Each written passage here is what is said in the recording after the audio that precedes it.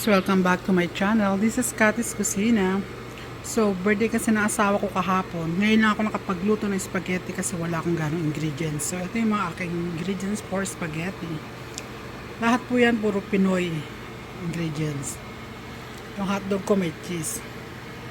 Giniling, ayan na, nagpainit na rin ako ng mantika at ng tubig para sa noodles. Okay, started now. Mga ingredients ko, ground pork, garlic, onion, hotdog na may cheese, at spaghetti sauce. Siyempre, hindi mawawala sa akin ng Eden cheese at Nestle cream. Okay, start. Isa lang muna ako ng sibuyas, bawang, at yung meat. Yan.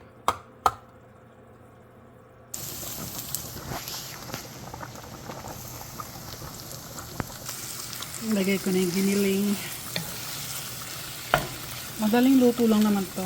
Medyo frozen pa yung giniling ko mga kalas. Madali lang kasi.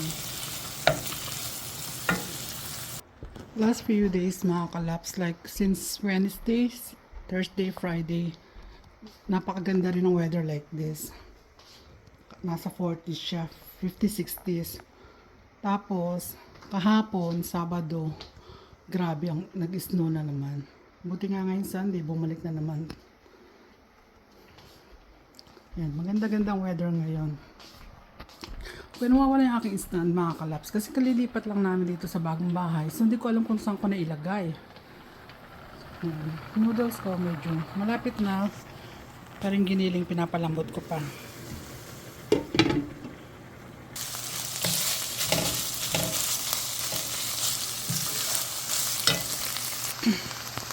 Mga kalaps, luto na yung giniling ko. So pwede ko na ilagay yung spaghetti sauce.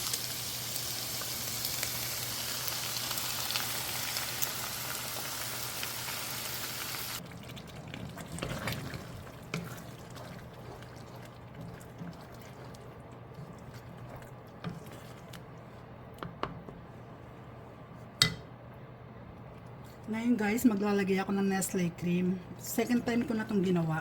Paglagay ng Nestle cream sa spaghetti.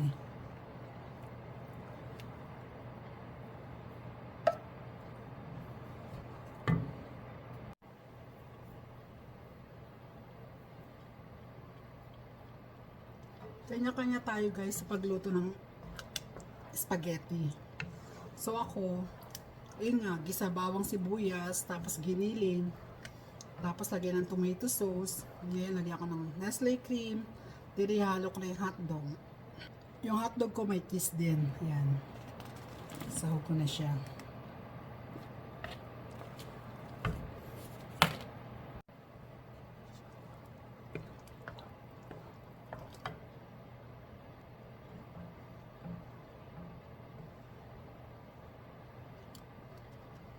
Kuluin ko lang muna siya, tapos titimplahan ko na ng paminta, salt, tsaka ng cheese.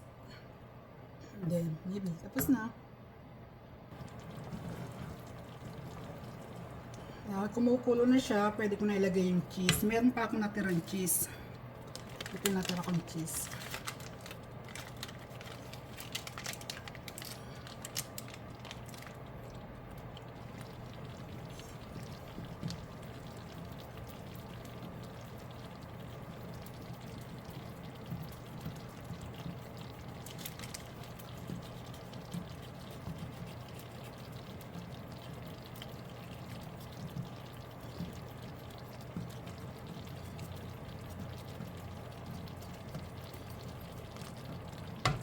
Yan, kaya gusto kong maraming cheese mga kalaps. Yan, gusto ko yung mga may mga buo. Gusto kong naglalagay ako ng buo para pag nayahalo na sa noodles, may buo-buo pang cheese. Timplahan natin siya ng pepper.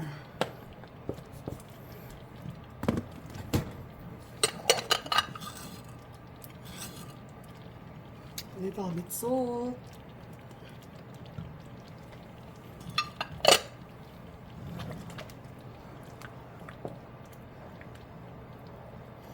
Pakukuluin ko lang, tapos lalagay ko na yung noodles.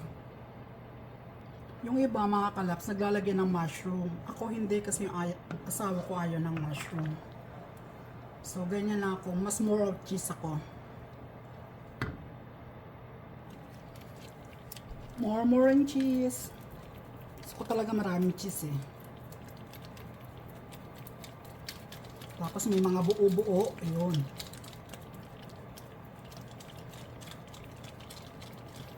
Minsan nagagamit ko talaga sa spaghetti yung kalahating ganito na Eden, yung pinakamalaki. Yan. Ganyan. Yung pinakamalaki niya, kalahati talaga na ilalagay ko dyan.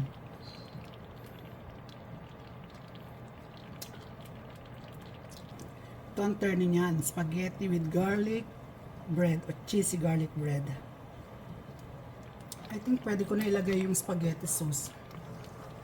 Ay, spaghetti noodles, I mean. Yan, pwede na yan.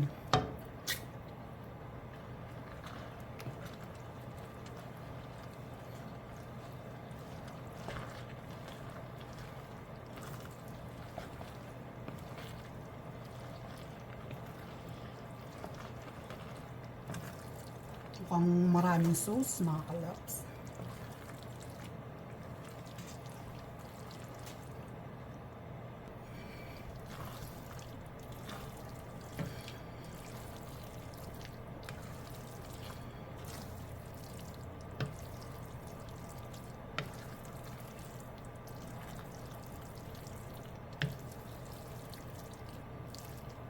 Mukhang naparami yung sauce, pero okay lang, mas masarap nga yan yan.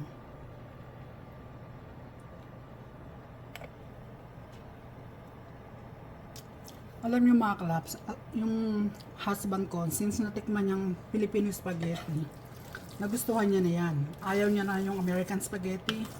Kaya pag gumagawa sila, imbinan ko ng American spaghetti at papakainin siya, mas gusto niya, ayaw niya. Mas gusto niya na itong Filipino food, Filipino spaghetti.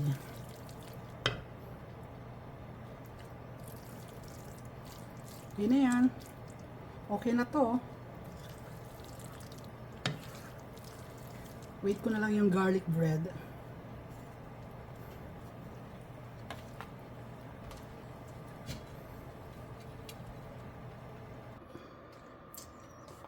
Ito na, ready to eat na.